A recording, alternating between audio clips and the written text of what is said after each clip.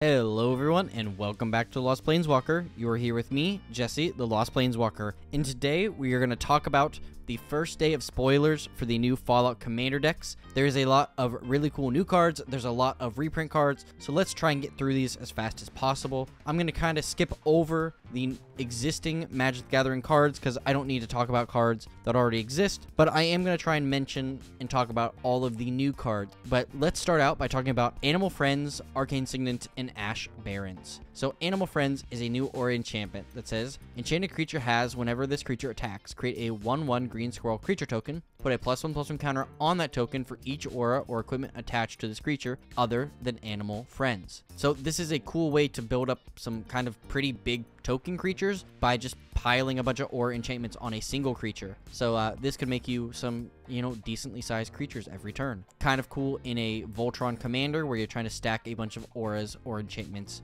on top of it. The other two cards, Arcane Signet and Ash Barrens. Obviously, Arcane Signet, a commander staple, and then Ash Barrens, we're getting a reprint of it, which makes sense for the Wasteland, so it's very, very fun. Next up, we have Kate, Cage Brawler, Codsworth, Handy Helper, and Commander Sophia Daguerre. So, all new cards here. Kate, Cage Brawler is a red and a green legendary creature human warrior. As long as you turn Kate, Cage Brawler has indestructible. Whenever Kate attacks, you and defending player each draw a card, then discard a card. Put 2 +1/+1 counters on Kate if you discarded a card with the highest mana value among the cards or tied for the highest. So this is kind of a really interesting Gruul commander that gets bigger by you discarding big stuff to the graveyard. I don't know necessarily how you can get those back in red or green. Maybe this goes in a Grixis deck or something like that where you can reanimate that big stuff you're discarding, but it's a really cool effect. Codsworth Handy Helper is a legendary artifact creature robot. With commander creatures you control have Ward 2. You can tap it to add 2 white mana, spend this mana only to cast aura and or equipment spells, and you can attach target aura equipment you control to a target creature you control. Activate only as a sorcery. So Codsworth here is actually pretty neat, and I could see this being a really great equipment commander, specifically because if you play stuff that untaps your commander or a creature, every combat, like Sting, you're going to be able to tap Codsworth and keep moving stuff. Now, it does only happen at sorcery speed, so I don't think you can do this on your opponent's turns. Maybe you can figure out another way around this, and that's probably why they added this clause. But, equipping Colossal Hammer for free seems pretty good to me. And Commander Sophia Daguerre has Flash, Crash Landing. When the commander enters the battlefield, destroy up to 1 target legendary permanent. That permanent's controller creates a junk token. So I don't see this particularly as a commander creature. If you're thinking about commander in mind, this is a pretty good support creature. Obviously, you destroy legendary permanent. It's pretty cool, and you give them a junk token, which could or couldn't be, that helpful. So actually kind of cool. So next up, we got 3 lands here. We have Desolate Mire, Evolving Wilds, and Ferris Lake. I believe all these cards already exist in Magic, so, not gonna talk too much about these, but the art on them is spectacular. So after that, we have 2 Magic the Gathering staples with Guardian Project, Hancock Ghoulish Mare, and Heroic Intervention. Guardian Project just got reprinted in the Ravnica Remastered set, and Heroic Intervention I don't believe has had a reprint in a little bit, so this is a great place to get it. But Hancock Ghoulish Mare is a legendary creature zombie mutant advisor. Boy, these names just keep getting longer. Each other creature you control that's a zombie or mutant gets +X/+X, where X is the number of counters on Hancock Ghoulish Mare. He also has Undying, so there's a lot of fun ways you can do this. Particularly, Undying is great for comboing, because if you're able to remove that counter or give it a -1/-1 when it enters, you can kind of cancel out that Undying effect and repeat this over and over again. But in addition, buffing him up is going to make him huge, and then all your other zombies or mutants are also going to get huge. So I could see this as a pretty reliable zombie commander if you can find ways to put counters on him. So this is going to be a pretty interesting mono black deck that I don't think we get to build very often. So it's going to be quite fun. Next, we have Ean The Reckless, Junkjet, and Legate Lannis, Caesar's Ace. All new cards again. So Ean The Reckless is a legendary creature human warrior. When Ean The Reckless attacks, if it's modified, you may have it deal damage equal to its power to you and any target. This is a cool effect. There's actually a good bit of cards in Magic that care about you dealing damage, and then you can take that kind of damage or, that effect and kind of put it elsewhere. So this is a pretty interesting deck that I think think could be built from this card. Junk Jet is next. This is an equipment I'm particularly excited for. 1 in a red artifact equipment. When Junk Jet enters battlefield, create a junk token.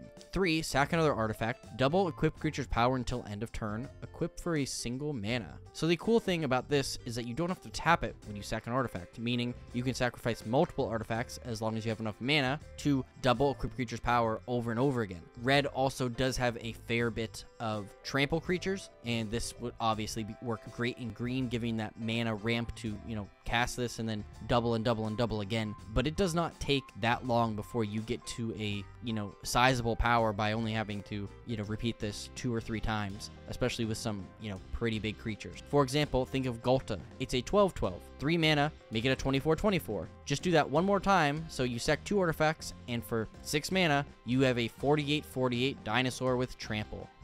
Yeah, I think this is going to find home in a lot of decks. And lastly, we have Legate Lannis Caesar's Ace, legendary creature human soldier, Decimate. When it enters the battlefield, each opponent sacks a 10th of the creatures they control rounded up.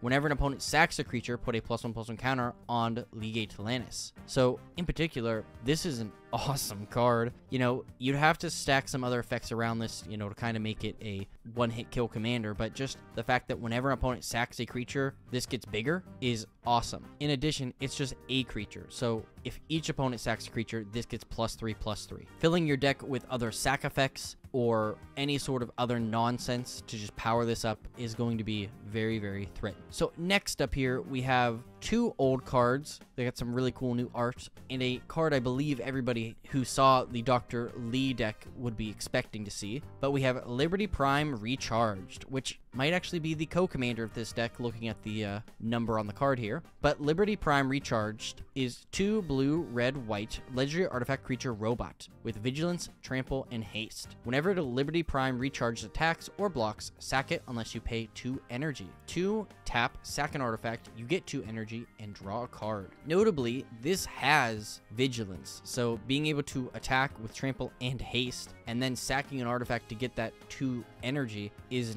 not unreasonable. This is a pretty sick effect. Obviously, if you're just creating treasures or clues or junk or whatever kind of artifact, you're gonna have no problem getting enough energy. But this energy commander basically is going to go in a deck where you get a ton of that anyways, so it might not even be worthwhile. Next up, we have Centurion of the Marked, or the kind of Godzilla treatment of Lord of the Undead, which is a great reprint, and Mechanized Production, which is another great reprint. So this is very cool to see in these decks. And then moving on, we have Nick Valentine Private Eye, Nuclear Fallout, and I have 2 different arts of Nuclear Fallout here because I believe both of them are just spectacular. So Nick Valentine Private Eye is a legendary artifact creature synth detective. Nick Valentine Private Eye can't be blocked except by artifact creatures. Whenever Nick Valentine or another artifact creature you control dies, you may investigate. Another cool way to just investigate, you could build a deck of just artifact creatures and just create a clue token every time you do. Seems pretty strong. I think there's a lot of decks recently that have cared a lot about clue tokens, so this is a great addition to that. But Nuclear Fallout is a awesome board wipe that I'm very much looking forward to, because each creature gets twice -X/-X until end of turn, and each player gets X rad counters. This is as black as it gets. Not only does it affect your creatures, but you're going to be getting a ton of rad counters yourself. So whether you want to self-mill and this actually helps you out, or it's just the cost of being able to wipe the entire board, it seems pretty cool. More and more we see creatures that have, indestructible or whatever, so -X/-X counters are one of the only ways to get rid of those creatures, so that is great to see. Next up, we have Open the Vaults, Overflowing Basin, and Path to Ancestry. Again, 2 lands here we've gotten previously, but Open the Vaults is new, and it's a sorcery that says return all artifacts and enchantment cards from all graveyards to the battlefield under their owner's control. This is quite strong. We've seen this before. There are some other, sorcery, return all artifacts or enchantments to the battlefield. Now, whether you're doing aura enchantments or, just regular enchantments and artifacts, there's any number of colors and decks that I think this could be a really cool card in. Following that up, we have Perception Bobblehead, Preston Garvey Minutemen, and Agent Frank Horgan. Perception bobblehead, just like the other bobblehead we received so far, is 3 tap to add 1 mana of any color, and then 3 tap, look at the top X cards of your library, where X is the number of bobbleheads you control. You may cast a spell with mana value 3 or less from among them without paying its mana cost. Put the rest on the bottom of your library in a random order. This is a cool card. I mean, it's very fun, these bobbleheads, if you have all of them, because you want to collect them all, is going to be a very, very fun play strategy. You know, maybe you're playing a deck where all it does is search up these bobbleheads, and that's your entire goal, is to get all of them. You know, there might be a special bobblehead where if you collect all of them, you know, you get something powerful. So this is going to be cool to see as we receive more of these. So Preston Garvey Minutemen is another co-commander. If you see that, he's number 8, so he is the partner pair to Dogmeat, which makes me happy because, you know, obviously when you start Fallout 4, you meet both these people. But Preston is 2 red, green, white ledger creature human soldier. At the beginning of combat on your turn, create a green aura enchantment token named Settlement and attach it to 1 target land you control. It has enchant land, and enchanted land has tap to add 1 mana of any color. When Preston Garvey Minutemen attacks, untap each enchanted permanent you control. One of the ways I think this card is insane is that if you have at least 5 mana, just play Aggravated Assault. Give Preston something that makes him unblockable, and you can just kill everybody. This is an insane card, you know, being able to untap all enchanted permanents, not just, you know, your lands, which you can already enchant pretty easily, is a devastating combo that I think is going to make this probably stronger than Dogmeat. So I find these two partners, you know, if you can get both these on the battlefield in a single game, you're going to be having a ton of fun. One of the comments I got on one of my posts showing off this card this morning that I thought was just hilarious was that you can't escape Preston from having you set up settlements, even in Magic the Gathering, which I thought was pretty good, so I wanted to share that. And Agent Frank Horgan is a legendary creature, mutant warrior with trample. Agent Frank Horgan has indestructible as long as it's attacked this turn, and whenever Agent Frank Horgan enters the battlefield or attacks, proliferate twice. Okay, I love this. Big, tramply creature that's going to proliferate when it enters and when it leaves. You know, for 7 mana, it better do something. So, you know, if this gets killed right away, oh well, you still got those proliferate triggers, so it was not really worth the cast, but, you know, you got rid of somebody's removal. But I think this is going to be a devastating card that, you know, if you put a +1 on this, you know, when it attacks, you know, if it already had a +1 on it, it's going to be an 11, 9, and just be coming for you. So this is a super, super fun card. So next up, we have Almost Perfect, Pip-Boy 3000, and Powder Ganger. So Almost Perfect is an aura enchantment that says enchant creature. Enchanted creature has base power and toughness 9-10 and has indestructible. I have been seeing a lot of, you know, really good stuff online about this, and I don't really know if I agree that it's that good. I mean, yeah, it's good. You're giving a creature, you know, 9-10 power and indestructible, but I don't know if I'd be happy with just this card alone. There is another card later on that if you paired this up, I would be, you know, ecstatic, but, you know, there's a lot of things you can do that, I mean, this is really good, but I don't know if I'd throw this in every deck just because of how, you know, interesting it is.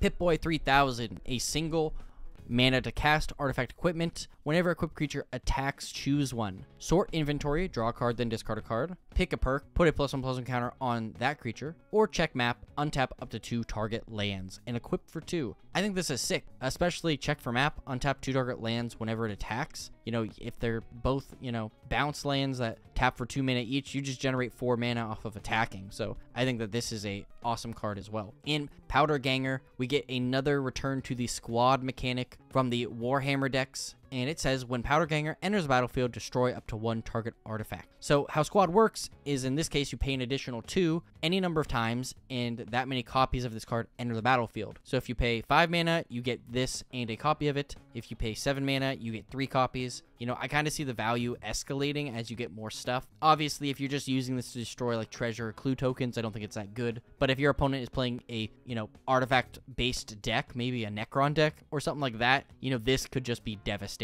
and really, really powerful and worth just paying more and more into. So I love the modular effect of this card. Next up, we have Pure Steel Paladin, Ravages of War, and Ruinous Ultimatum. You know, we're getting into some of those cards that we've, you know, just getting new copies of here, but quite cool. You know, I love the new art on all of these, especially the Ravages of War. The cartoon art is great, and Ruinous Ultimatum makes sense to have Caesar on the front of it. It was my responsibility to bring the torch of knowledge to the wastes. Caesar. So following that, we have Silver Shroud Costume, Solum Simulacrum, and Soul Ring. Again, 2 reprint cards, great art for them, especially the Soul Ring with that like radioactive Nuka-Cola. But Silver Shroud Costume, I believe, is new, and it has Flash, and when Silver Shroud Costume enters the battlefield attached to target creature control, that creature gains Shroud until end of turn, and then equipped creature can't be blocked. So this works kind of as a temporary Shroud, hexproof. If somebody's going to cast a spell on you, you cast this at flash speed, put it on that, and that creature, is now protected. I don't know if I like a, cost 5 mana basically to put this creature can't be blocked on a creature. It seems a little expensive for me, but as a good protection piece, I think that could be worthwhile. So next we have Sunscorch Divide, T25 Power Armor, and Scorching Deathclaw, which is also a Tarmogoyf, just reprinted in that Godzilla frame. So the T45 Power Armor reads, 2 mana, when T45 Power Armor enters the battlefield, get 2 energy. Equipped creature gets +3/+3 and doesn't untap during its controller's untap step. At the beginning of combat, you may pay an energy. If you do, untap equipped creature,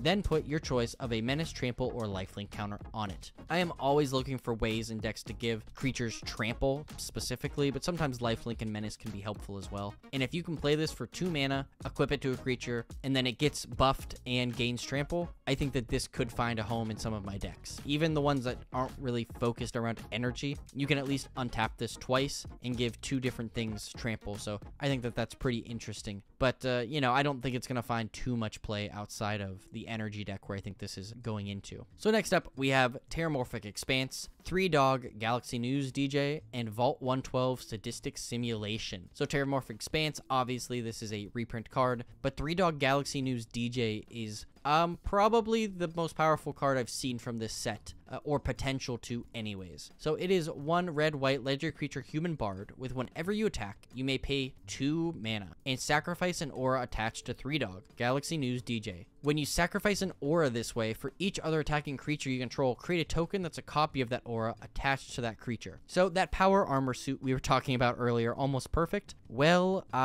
if you can play it in a, 3-color deck that cares, that has green in it as well, this is going to be insane. It's not 2 for every other creature, it's just 2. So you play this, you attack with it, and you put a power armor suit on every other attacking creature. That is insane. There's so many enchantments in red and in white that I just love, and being able to put copies of those on all your creatures is just outstanding. So this is a perfect commander.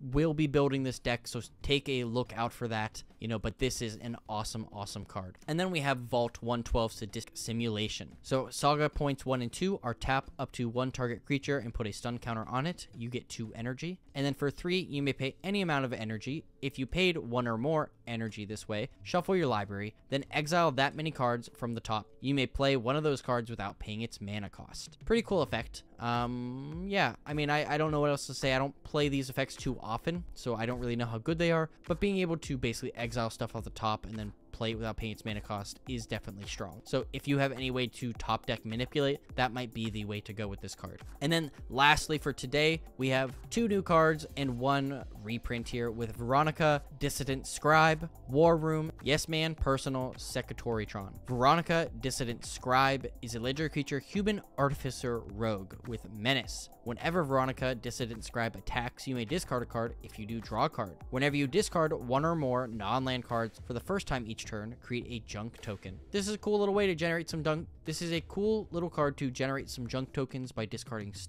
stuff to the bin. I don't see it being a knockout hit, but it's definitely a cool add-in to one of your decks. War Room, of course, is a reprint, and I believe it's a pre-release promo or something from the look of the text there. But lastly, we have Yes Man, Personal, Secretorytron, legendary artifact creature robot. Tap, target opponent gains control of Yes Man, Personal, Secretorytron. When they do, you draw 2 cards, and then put a quest counter on Yes Man. Activate only during your turn. Wild card, whenever Yes Man leaves the battlefield, its owner creates a tapped 1/1 white soldier creature token for each quest counter on it. This can kind of be seen as a group hug type commander, right? Where you're going to want to give this away, and maybe you can use other effects that exile and bring it back to your board, and then just do it over and over again to generate a huge amount of, card advantage in white. and then whenever it dies, you just end up with a ton of soldier creature tokens. So this is actually a pretty cool commander, and I feel like this could be a really interesting deck that we haven't really seen before in white. So I'm looking forward to seeing if anybody out there is going to be, you know, doing that. But like I said, that is all I have for today. You know, stay tuned for tomorrow, you know, what's coming up. If you enjoyed this, you know, please tell me down below. Tell me if there's a card that you wanted to get reprinted, or maybe there's an art that you thought was just awesome. You know, let me know down below. Any interaction would just be absolutely spectacular. You know, but stay tuned. I'm going to be trying to do spoiler videos all week, so you can get all of that new information from me here. Please, you know, like this video, share it with a friend, and subscribe. That would just be amazing. So today's Scryfall card of the day is Danny Pink. I don't want to see more things. I want to see the things in front of me more clearly. Thank you so much for watching, and as always, I'll see you later, Planeswalkers.